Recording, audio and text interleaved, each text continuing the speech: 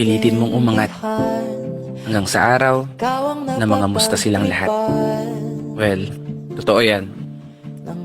Sabi nga nila, kung gusto mong makita o makilala yung tunay sa paligid mo, magnegosyo ka.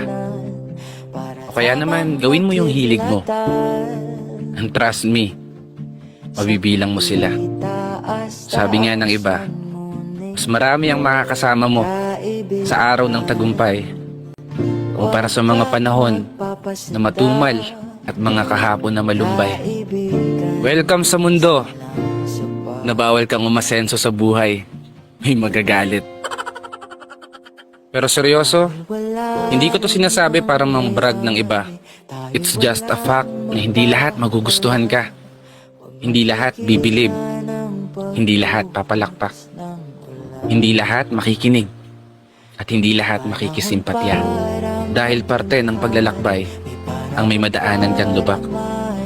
May ilan na makikisabay at meron din naman na makikisakay.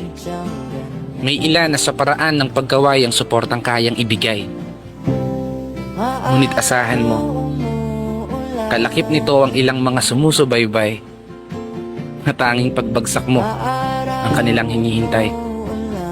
Kaya ikaw, palagi mong galingan.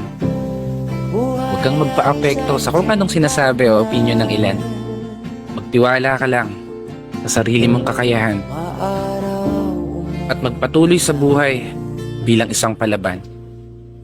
Isang tao na matatag, positibo, at palaging handang pumalag sa kung anumang mga pagsubok ang ibibigay ni God.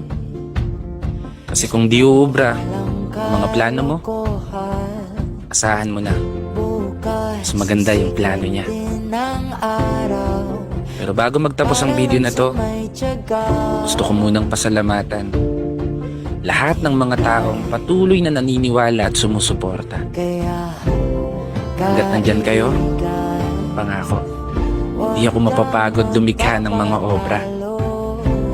Kaya isang pagpupugay para sa lahat ng mga kapatid ng motorista na patuloy sumasabay sa hamon ng buhay.